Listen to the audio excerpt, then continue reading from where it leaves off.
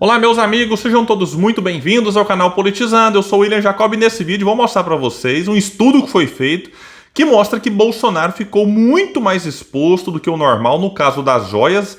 Poucos parlamentares saíram em defesa do ex-presidente e os filhos, vai trazer aqui que realmente nem eles se animaram a sair em defesa do pai, como aconteceu já em outros casos. Vou falar aqui também que Bolsonaro vetou a candidatura de Braga Neto, que foi o seu vice nas eleições em 2022. O Braga Neto estava querendo ser o candidato a prefeito pelo PL, lá na cidade do Rio de Janeiro, mas Bolsonaro realmente ele não gostou da ideia, ele entrou numa reunião que aconteceu e vetou então a pré-candidatura, digamos assim. Mas antes de falar sobre isso e sobre outras questões, quero pedir a sua ajuda. Se chegou no canal, não está inscrito e puder, se inscreva, ativa o sininho das notificações, deixa like se gostar do vídeo, se não gostar, dislike, comenta, compartilha, tudo isso é muito importante para que a gente chegue em mais pessoas, para que elas venham para cá, porque aqui a gente luta por um Brasil melhor.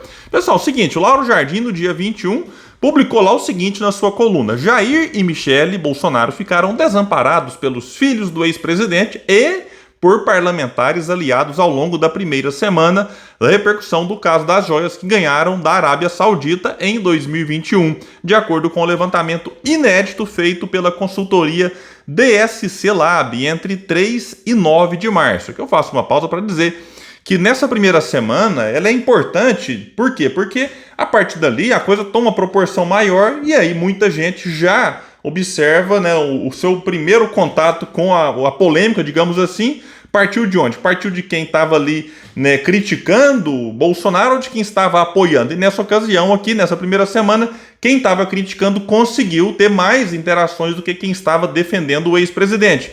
Vai dizer aqui, por exemplo, que a análise de 200 publicações sobre o tema, criadas por 54 parlamentares, mostrou que somente 5, ou seja, 9%, partiram de figuras favoráveis a Bolsonaro. Uma delas foi Flávio, o filho mais velho, único do clã a se manifestar no período. Eduardo e Carlos permaneceram em silêncio nos 7 dias. Ambos só se manifestaram mais recentemente. Como disse o Cajuru na entrevista ao professor Marco Antônio Villa, que eu analisei aqui no canal, esse caso das joias é batom na cueca. Nem os filhos animaram aí a defender o pai, como fizeram já em outros episódios em que Jair foi duramente atacado. Nesse aqui realmente ficou o pessoal meio assustado, Não é todo dia que você ganha presentinhos, entre aspas, ou propinas. A pergunta que eu faço, de 16 milhões e 500 reais, de um governo aí, enfim, uma coisa realmente muito esquisita, para dizer o mínimo, sem falar no outro pacote avaliado em 400, 500 mil reais, que passou com o ministro, então ministro de Minas e Energia, o almirante Bento Albuquerque, e esse pacote foi entregue a Bolsonaro, e até quando eu parei para gravar esse vídeo eu ainda estava com ele, mas a ordem do TCU era para que Bolsonaro devolvesse esse pacote com outras joias. E aqui vai dizer que o abandono custou a Bolsonaro e Michele uma ampla exposição negativa nas redes sociais. As 193 publicações de parlamentares que se opõem a Bolsonaro somaram, segundo a consultoria, 767.700 interações no período. Já 7 mensagens restantes de apoiadores mobilizaram 300.300 interações. O volume do impacto das críticas foi 2,5 vezes maior. E aqui vai dizer que do lado anti-bolsonarista tiveram destaque posts feitos por Sâmia Bonfim, Gleisi Hoffmann, Jandira Fegali, Alencar Santana, Pedro Czai e Humberto Costa.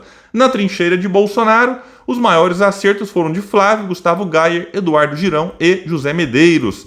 A DSC Lab considerou posts feitos no Instagram e no Facebook. E quando a gente observa aqui, essa indignação de muita gente com as joias, ok, eu também fiquei indignado, fiz vários vídeos aqui. É uma pena, o que eu lamento é que essa indignação, por parte de muitos parlamentares e influencers anti-bolsonaristas, elas não se dão na mesma proporção quando se trata de uma luta ou enfrentamento contra os interesses do sistema financeiro. Eu bati na tecla aqui em relação aos juros abusivos cobrados no consignado lá dos aposentados e pensionistas. O Lupe, o ministro da Previdência, a partir do Conselho Nacional da Previdência Social, reduziu o teto dos juros para 1,7, aí os bancos ficaram nervosos, suspenderam a operação, a linha de crédito, aí os bancos públicos entraram na jogada e um silêncio vergonhoso dos anti-bolsonaristas. Então é isso, para criticar Bolsonaro, muitos são leões, mas para criticar os interesses do sistema financeiro viram tchutchucas. Então é lamentável realmente o que a gente viu aí, né, em setores do campo progressista, não vou generalizar, porque teve gente fazendo a luta correta, né, nessa questão aí envolvendo juros no consignado para os aposentados. Agora, vamos falar aqui de um outro assunto, né, que também mexeu assim, digamos, com os ânimos da direita e extrema-direita, é que Bolsonaro vetou a candidatura e deixou Braga Neto nos bastidores do PL.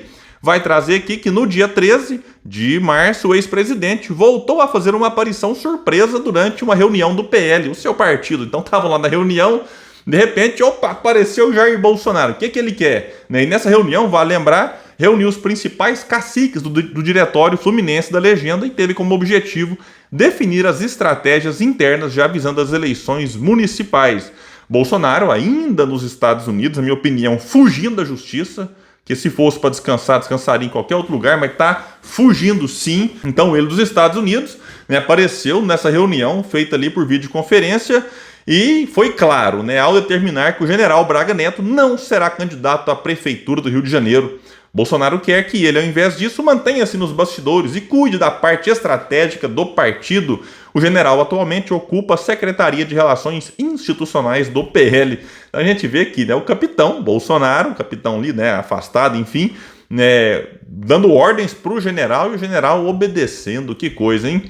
Segundo Bolsonaro, a missão de Braga Neto, vejam que a conversa fiada do Bolsonaro, é organizar a legenda no Brasil inteiro, coletando dados e definindo, ao lado do marqueteiro Duda Lima, ações e posicionamentos. A ideia é que seja montado um observatório político para definir as pautas importantes, de preferência com críticas ao governo Lula, claro, e unificar o discurso partidário. Isso aqui é, assim, cai quem quer. Isso aqui, como eu disse, é conversa fiada. No fundo, qual que é o real interesse de Bolsonaro? Né? Manter o poder nas mãos da família, né? E aumentá-lo quando possível. E aqui, inclusive, a coluna vai dizer que, mais do que atento ao que considera uma habilidade estratégica e política do militar, Bolsonaro está priorizando o filho 01. Flávio Bolsonaro já avisou que, se obtiver o aval da legenda, será candidato a prefeito do Rio contra Eduardo Paes. Mas, né, colocou aqui, se tiver o aval da legenda. Agora, o presidente do PL, Valdemar, prefere quem? Prefere o general. É o que vai dizer que a coluna, dizendo que a candidatura de Flávio contraria os interesses do presidente do PL, Valdemar da Costa Neto, que não esconde ninguém que prefere o nome do general Braga Neto na disputa à prefeitura.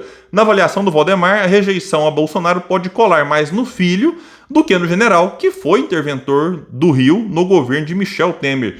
E olha que o Valdemar pode ter alguma razão, né? A gente observa que os filhos de Bolsonaro têm tido uma redução nos votos em relação a eleições anteriores. Carluxo, vereador no Rio de Janeiro, esse aqui é o vereador internacional, né?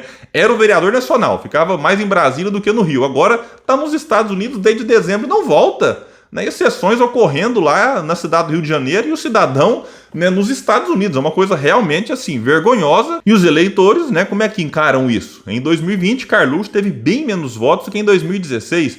Eduardo Bolsonaro, em 2022, teve em torno da metade dos votos que teve em 2018. Inclusive, o Eduardo Bolsonaro ficou atrás de Carla Zambelli, o que gerou ciúme ali dentro da extrema-direita e aí abalou a relação da família com Carla Zambelli, além do episódio dela correndo com uma arma apontada para uma pessoa lá em São Paulo na véspera do segundo turno. E na minha opinião, Eduardo Paes, atual prefeito, tem tudo para ser reeleito e impedir a vitória de um bolsonarista no Rio. Mas não se pode desprezar a força de Bolsonaro por lá.